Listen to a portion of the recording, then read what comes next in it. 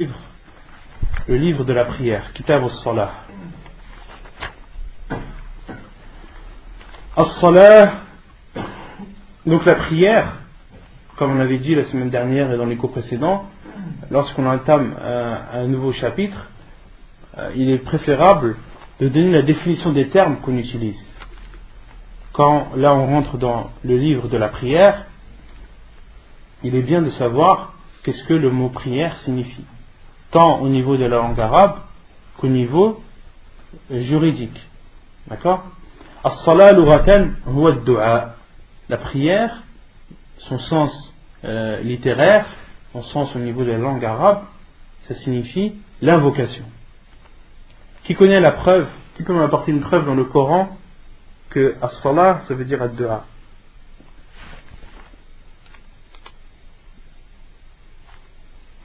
Il y a un verset que tout le monde connaît.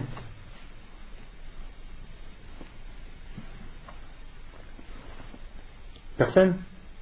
Inna Allaha wa malaikatahu salluna ala al-nabi ya ayyuha alladhina amanu sallu alayhi wa sallimu taslima. Wallah subhanahu wa ta'ala dit Inna Allaha wa malaikatahu yusalluna ala al-nabi ya ayyuha alladhina amanu sallu alayhi wa sallimu taslima. Ô vous qui avez cru, sallu alayhi, priez sur lui, c'est-à-dire invoquez pour lui. Wasallimu taslima, et saluez-le de la meilleure des façons. Il y a un autre verset où Allah subhanahu wa ta'ala cite le mot salah comme dans le sens de dua, où Allah subhanahu wa ta'ala dit à son prophète alayhi salam khudh min amwalihim sadaqatan tutahhiruhum wa tuzakkihim biha wa salli alayhim. Allah subhanahu wa ta'ala dit à son prophète alayhi salam khudh min amwalihim, prends de leur argent. Argent de qui? Des riches. Khudh min amwalihim sadaqatan tutahhiruhum, prends de leur argent une aumône qui les purifiera, wa tuzakkihim biha, et qui les purifiera, wa salli alayhim, et fais des invocations pour eux. Et fais des invocations pour eux. Donc la preuve que as-salah au niveau de la langue arabe, ça signifie l'invocation. Wastilahan, et au niveau religieux, le sens religieux, qui connaît la définition de la prière.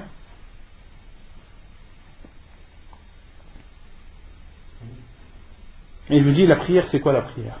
La définition de la prière. Non, 5 prières, c'est 5 prières. Là tu m'as dit le nombre, le chiffre. Mais la prière, c'est quoi la définition? Non? Une adoration, la zakat, c'est une adoration aussi.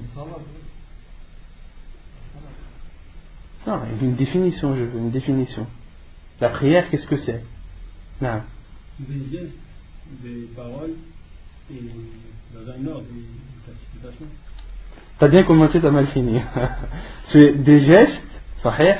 La prière, c'est des gestes, des paroles qui commencent par le takbir et qui finissent par le tasbih.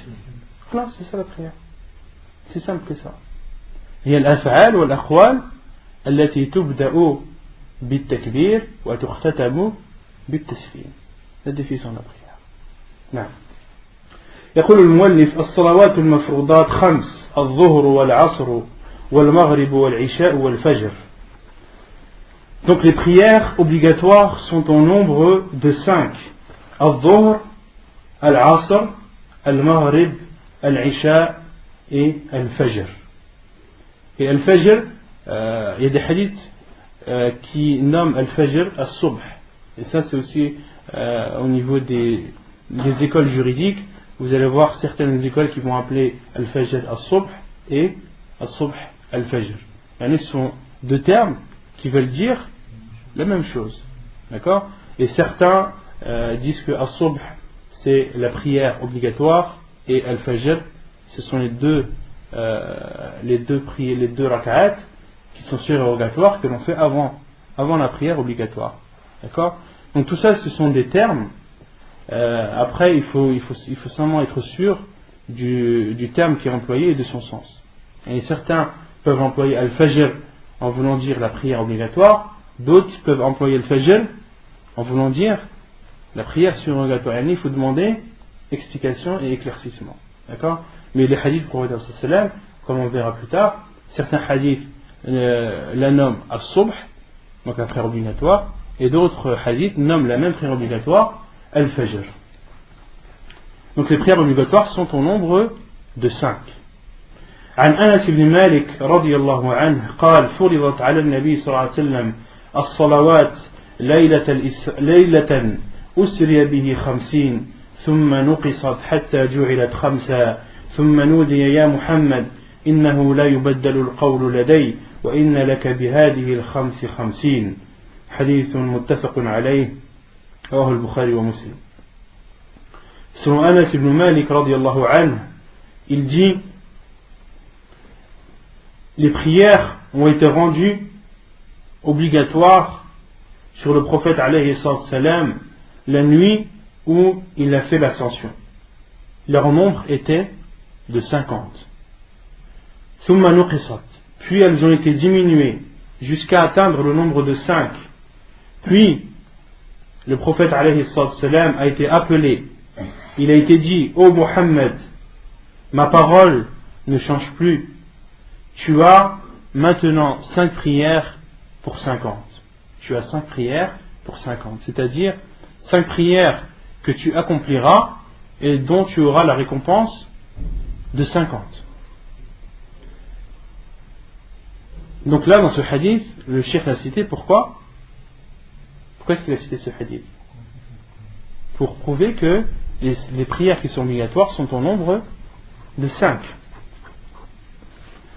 وعن طلحة ابن عبيد الله رضي الله عنه أن أعرابيا جاء إلى رسول الله صلى الله عليه وسلم ثائر الرأس فقال يا رسول الله أخبرني ما فرض الله علي من الصلاة قال الصلوات الخمس إلا أن تطوع شيئا حديث متفق عليه رواه البخاري ومسلم.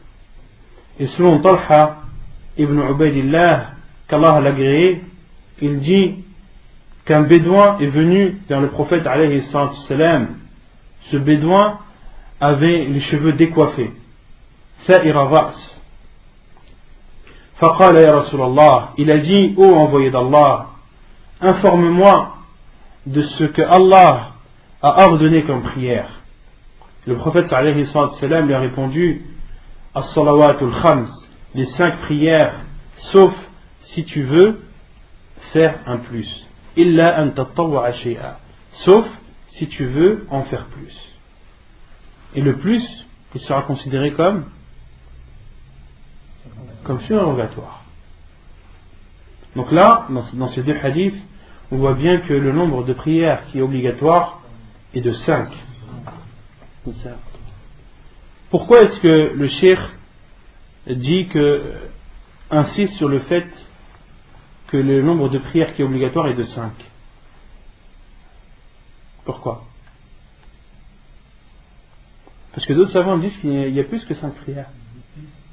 Certains considèrent al-witr comme obligatoire. Le Hanafiya considère al-witr comme obligatoire. Et l'avis le plus sûr, l'avis de la plupart des savants, est que al-witr est très recommandé, que le prophète alayhi salam ne l'a jamais délaissé, qu'il soit résident ou voyageur, mais en aucun cas al-witr est obligatoire. Il n'est pas obligatoire, mais il est très recommandé. Manzilatuha fi ad-din, la place de la prière dans la religion. عن عبد الله بن عمر رضي الله عنهما قال قال رسول الله صلى الله عليه وسلم بني الإسلام على 5 شهادة أن لا إله إلا الله وأن محمد رسول الله وإقام الصلاة وإيتاء الزكاة وحج البيت وصوم رمضان حديث متفق عليه. Selon Abdullah ibn Umar, qu'Allah les agrée, a dit, le prophète sallallahu alayhi wa sallam a dit: l'islam repose sur 5. L'islam est bâti sur 5. L'attestation qu'il n'y a de vraie divinité qui mérite d'être adoré qu'Allah, et que Muhammad est l'envoyé d'Allah, d'accomplir la prière, de s'acquitter de la zakat, de faire le pèlerinage et de jeûner le ramadan. Donc on en déduit qu'est-ce qu'on en déduit comme place de la prière dans la religion? Hein? C'est un pilier. La prière est un pilier de l'islam. C'est un pilier de l'islam. Il y a ruknun min arkan l'islam. Hukmu tarikiha. Le jugement quant à celui qui la délaisse. أجمع المسلمون على أن من جحد فريضة الصلاة فقد كفر وخرج عن الإسلام. Les musulmans et les savants, à l'unanimité, sont unanimes sur le fait que celui qui nie l'obligation d'accomplir la prière devient alors mécréant et sort de l'islam. Celui qui considère la prière comme n'étant pas obligatoire, il est considéré à l'unanimité des savants comme étant sorti de l'islam. Comme étant sorti de l'islam. Et malheureusement à notre époque, certaines personnes en sont arrivées à ce point-là. Au point de dire, réveillez-vous là, on est au XXIe siècle. C'est fini l'époque où on pousse son front par terre. Les gens, ils montent sur la lune maintenant, c'est fini. C'est cette époque archaïque. Voilà, des personnes qui en sont arrivées à dénigrer et à rabaisser la prière à ce point. Celui qui sort une parole comme celle-ci, il n'y a aucun doute sur sa mécréance. Il n'y a aucun doute sur sa mécréance. Allah subhanahu wa ta'ala a ordonné la prière à son prophète alayhi salam au-dessus des 7 cieux. La seule adoration qui a été ordonnée au prophète alayhi salam directement au-dessus des 7 cieux, c'est quoi? C'est la prière. La seule adoration qui ne peut pas être compensée par une autre, c'est laquelle? Salat. Celui qui est malade, celui par exemple qui est pauvre, est-ce que la zakat lui est obligatoire? Non. Celui qui est malade, est-ce que le jeûne lui est obligatoire? Celui qui ne peut pas jeûner, qu'est-ce qu'il fait? Il nourrit un pauvre. D'accord? Il y a une compensation. Celui qui n'a pas les moyens d'aller au pèlerinage, est-ce qu'il y a une compensation derrière? Non. Par contre, la prière, celui qui a un souffle de vie, qui a sa raison, il doit faire sa prière. Celui qui ne peut pas faire les ablutions avec de l'eau, qu'il fasse at-tayammum. Celui qui ne peut faire ni les ablutions, ni at-tayammum, qu'il prie sans ablution. Celui qui peut prier debout, il doit prier debout. Celui qui ne peut pas prier debout, qu'il prie assis. S'il ne peut pas prier assis, qu'il prie allongé. S'il ne peut pas prier, il ne peut pas bouger sa tête, il bouge ses yeux. S'il ne peut pas bouger ses yeux, il prie comme dans l'état où il est. À partir du moment où il a encore un souffle de vie et qu'il a sa raison, la prière lui est obligatoire. Dans tous les cas. Il n'y a rien qui la remplace. La prière, rien ne la remplace. Pour montrer l'importance qu'a cette prière dans notre religion.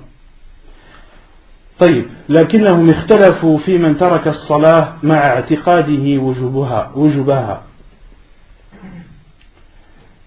Et là où il y a la divergence entre les savants, c'est quant à celui qui délaisse la prière tout en étant convaincu et en ayant la conviction et la foi que cette prière est obligatoire. Mais malgré le fait qu'il sache que cette prière est obligatoire et la délaisser, c'est là où il y a une divergence des savants. وسبب الخلاف أحاديث جاءت عن رسول الله صلى الله عليه وسلم تسمي تارك الصلاة كافرا من غير تفريق بين الجاحد والمتهاون. عن جابر رضي الله عنه قال قال رسول الله صلى الله عليه وسلم إن بين الرجل وبين الشرك والكفر ترك الصلاة. وعن بريدة قال سمعت رسول الله صلى الله عليه وسلم يقول العهد الذي بيننا وبينهم الصلاة فمن تركها فقد كفر. حديث صحيح رواه ابن ماجه. Et la cause de la divergence sont des hadiths du prophète alayhi salatu wassalam qui nomment le fait de délaisser la prière comme étant de la mécréance, sans différencier le pourquoi du délaissement. Dans les hadiths, il n'est pas stipulé pourquoi la personne a délaissé. Est-ce qu'elle a délaissé par fainéantise ou est-ce qu'elle l'a délaissé en reniant son obligation? Les hadiths du prophète sont généraux, sont globaux. Parmi ces hadiths, le hadith de Jabir radiallahu anhu, qui dit que le prophète sallallahu alayhi wa sallam a dit: il y a entre l'homme et la mécréance le délaissement de la prière. Il y a entre l'homme et la mécréance le délaissement de la prière. Donc la limite, la chose qui sépare l'homme et la mécréance, c'est le délaissement de la prière. Hadith rapporté par Muslim et Abu Daoud. Et le second hadith, hadith Buraïdah, qui dit: j'ai entendu le prophète sallallahu alayhi wa sallam a dit dire le pacte qu'il y a entre nous et eux, c'est-à-dire entre nous et les mécréants, la prière. Le pacte qu'il y a entre nous et eux est la prière. Celui qui la délaisse a alors mécru. Celui qui la délaisse a alors mécru. لكن الراجح من أقوال العلماء أن المراد بالكفر هنا الكفر الأصغر الذي لا يخرج من الملة جمعا بين هذه الأحاديث وأحاديث أخر. Et ensuite le cheikh dit: mais l'avis le plus fort, l'avis le plus probable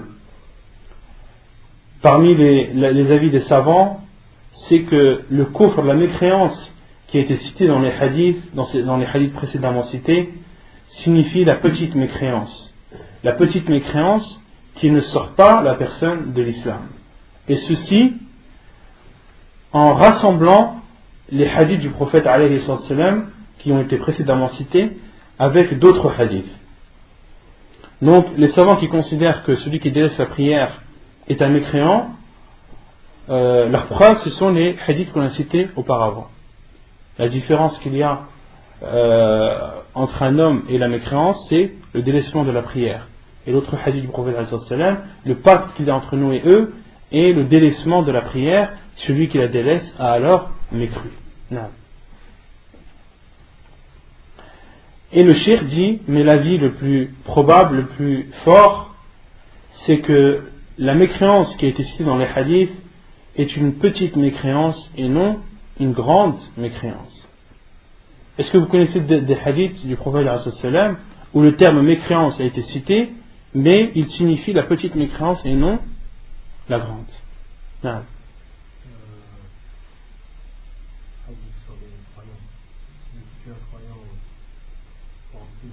Sibabul muslim fusuq wa qitaluhu kufrun. Insulter un croyant et de la perversité, et le tuer est une mécréance. Mais tuer quelqu'un, est-ce que ça rend la personne mécréante? Non. Donc, non, là c'est un autre hadith. Il dit: ne vole pas celui qui vole en état de vol, en étant croyant. C'est un autre hadith.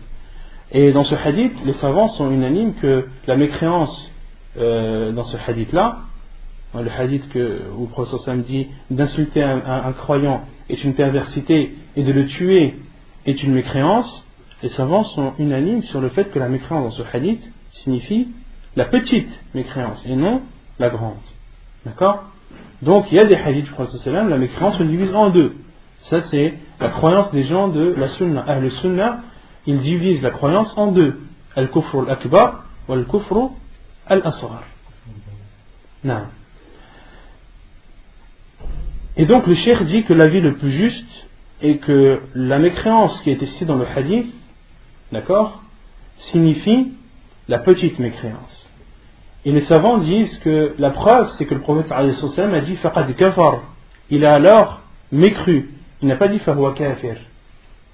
Et il y a une différence entre dire kafar et dire kafir. Il y a une différence entre dire kafar, mécru, et kafir, mécréant. Ce sont deux termes qui ne veulent pas forcément dire la même chose. Et donc le cheikh dit, et ceci en rassemblant les hadiths du prophète sallam avec d'autres hadiths. Parmi ces hadiths, عن عبادة بن الصامت رضي الله عنه قال: سمعت رسول الله صلى الله عليه وسلم يقول: 5 صلوات كتبهن الله على العباد من أتى بهن لم يضيع منهن شيئا استخفافا بحقهن كان له عند الله عهد أن يدخله الجنة ومن لم يأت بهن فليس له عند الله عهد إن شاء عذبه وإن شاء غفر له. حديث صحيح رواه الإمام مالك في موطئه وأحمد وأبو داود وابن ماجه. Premier hadith est le hadith de Ubada ibn Samit, qu'Allah l'agrée, qui dit: j'ai entendu le prophète alayhi salatu wassalam dire 5 prières qu'Allah a ordonnées et a rendues obligatoires envers ses serviteurs. Celui qui les accomplit sans les délaisser et sans manquer à leur égard, Allah subhanahu wa ta'ala prend alors l'engagement de rentrer cette personne au paradis. كان له عند الله عهد أن يدخله الجنة. Allah prend alors l'engagement d'entrer cette personne au paradis. Et celui qui ne les accomplit pas, فليس له عند الله عهد. Allah subhanahu wa ta'ala n'a aucun engagement envers lui. إن شاء عذبه وإن شاء غفر له. Si Allah veut lui pardonner, il lui pardonnera. S'il veut le châtier, il le châtiera. Hadith authentique rapporté par Ibn Majah, Abu Daoud et Malik, l'imam Malik dans son Muwatta. Quelle est la preuve dans ce hadith que celui qui délaisse la prière par fainéantise ou en ayant conviction de son obligation, quelle est la preuve dans ce hadith qu'il n'est pas mécréant? Non. La preuve, c'est que dans ce hadith, le prophète a dit: celui qui délaisse les prières, Allah n'a aucun engagement envers lui. S'il veut, il lui pardonne. S'il veut, il le châtie. D'accord? Or, si c'était un mécréant, Allah subhanahu wa ta'ala, comme il dit dans le Coran, Inna Allah la yaghfiru an yushraka bih wa yaghfiru ma duna dhalika liman yasha. Allah ne pardonne pas à celui qui lui a associé quelqu'un ou quelque chose, mais il pardonne à toute autre personne. Qu'il veut.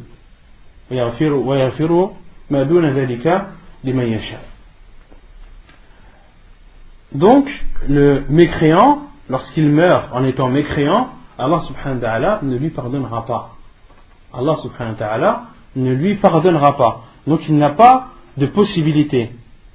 Il n'y a pas de possibilité qu'Allah subhanahu wa ta'ala lui pardonne. D'accord? À partir du moment où une personne, lorsqu'elle meurt, il y a possibilité qu'elle soit pardonnée, possibilité qu'elle soit châtiée, c'est-à-dire que cette personne n'est pas mécréante. Et c'est ce que dit le cheikh juste après. فَلَمَّا رَدَّ رَسُولُ اللَّهِ صَلَى اللَّهُ عَلَيْهِ وسلم أمر من لم يأت بهن إلى مشيئة الله علمنا أن تركهن دون الكفر والشرك لقوله تعالى إن الله لا يغفر أن يشرك به ويغفر ما دون ذلك لمن يشاء. Et donc le cheikh dit, et le prophète alayhi salam, lorsqu'il a considéré celui qui a délaissé la prière comme étant sous la volonté d'Allah, c'est-à-dire soit Allah le pardonne ou soit il le châtie, nous avons alors su que celui qui les délaisse n'est pas un mécréant. La preuve est la parole d'Allah subhanahu wa ta'ala. Allah ne pardonne pas à celui qui lui associe quelque chose ou quelqu'un, mais il pardonne à toute autre personne qu'il veut.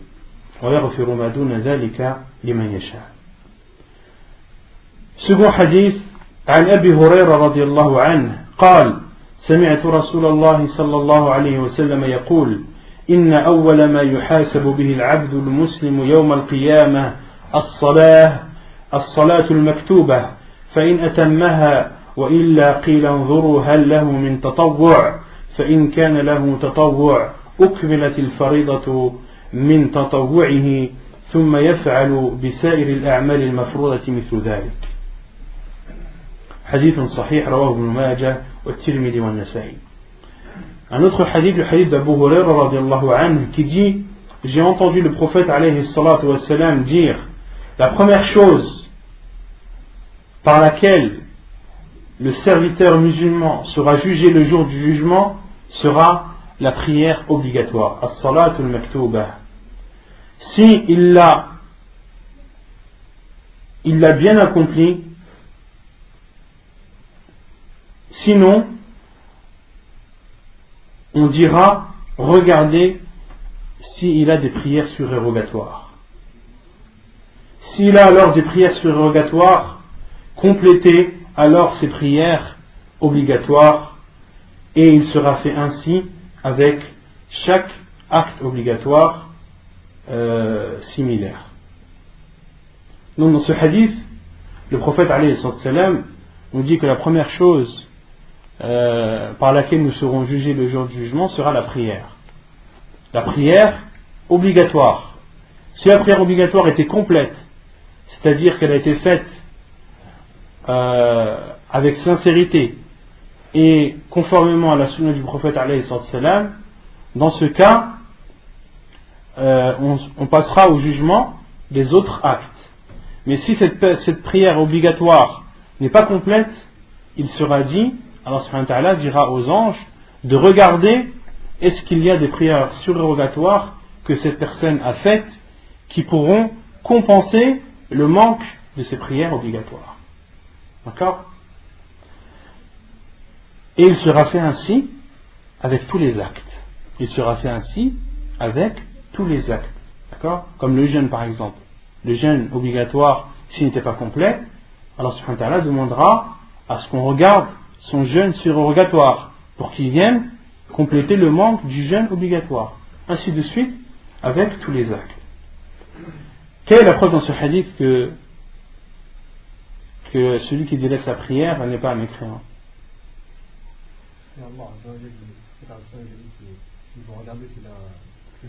Non, la preuve c'est que le prophète alayhi salam a dit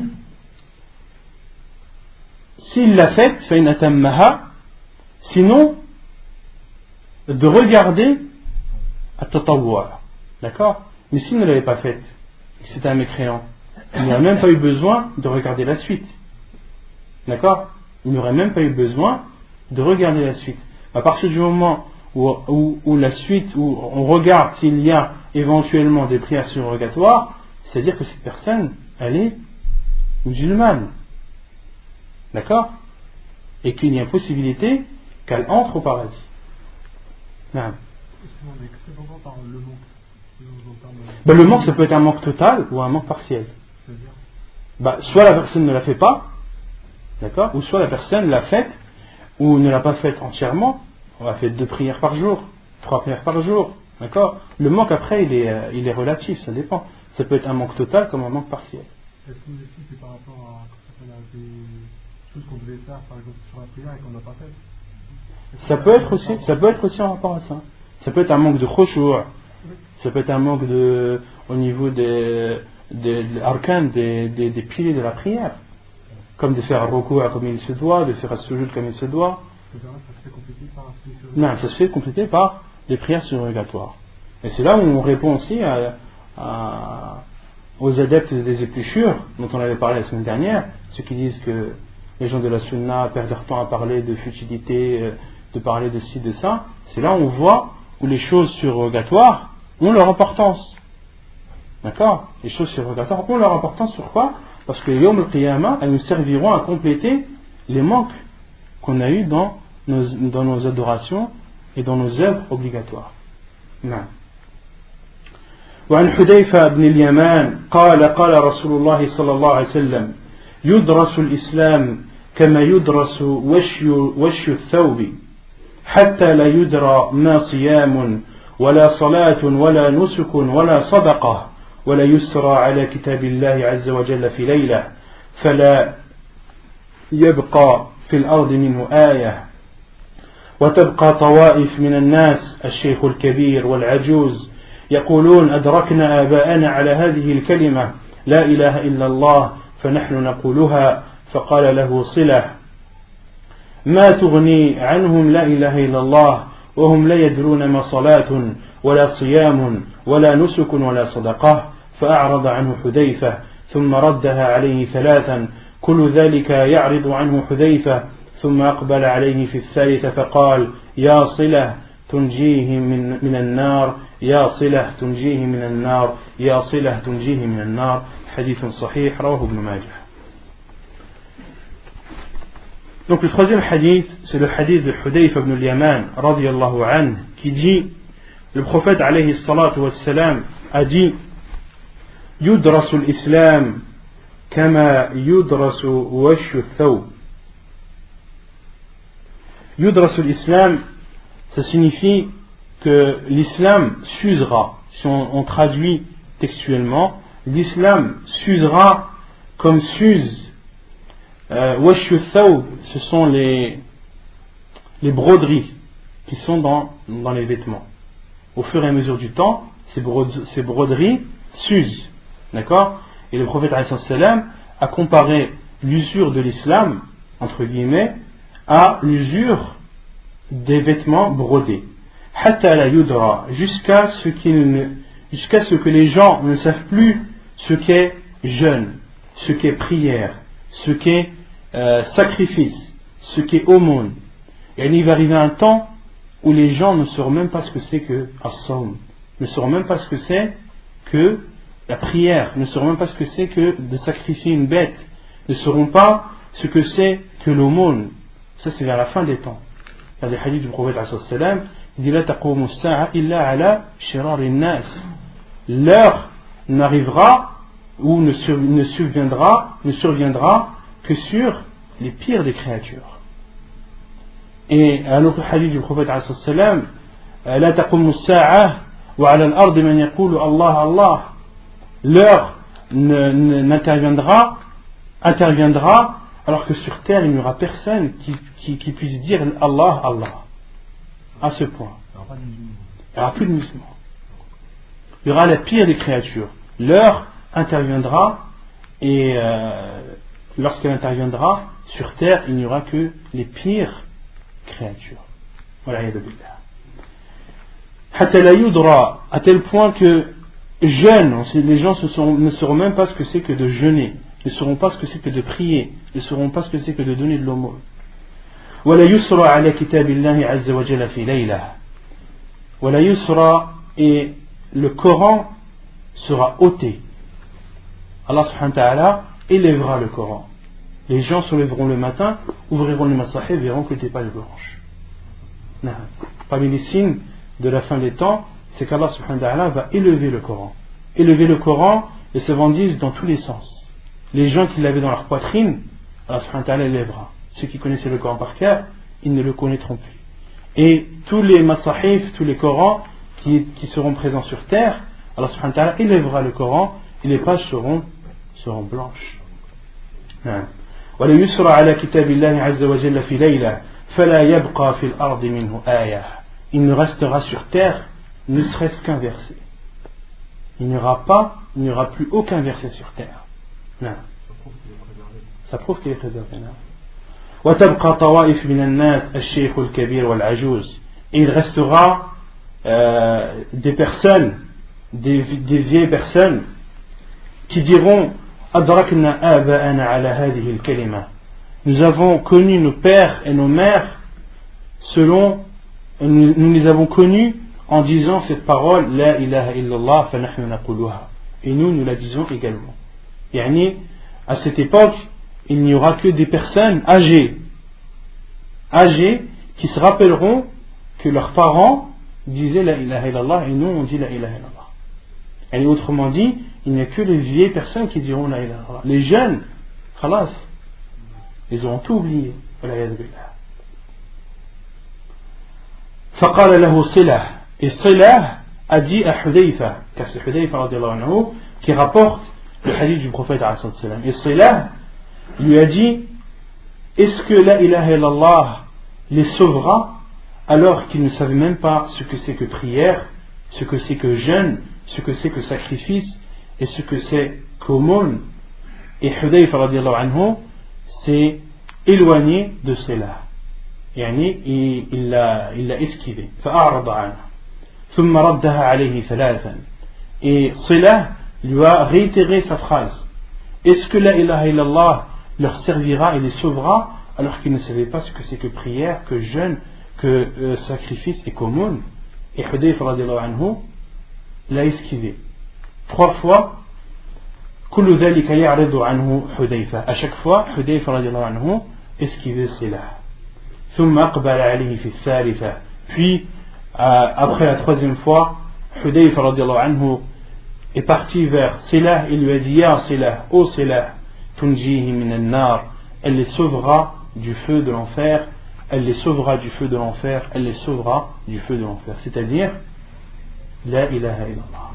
La ilaha illallah les sauvera de l'enfer. Autrement dit, ils seront musulmans même s'ils n'ont pas fait la prière. Même s'ils n'ont pas fait la prière. Et ça, c'est un hadith que utilisent les savants qui rendent celui qui délaisse la prière musulman, comme Cheikh Al-Albani rahimahullah. Ils rendent ce hadith authentique. Et d'autres savants, comme ceux qui rendent ceux qui délaissent la prière mécréant, rendent ce hadith da'if, rendent ce hadith faible.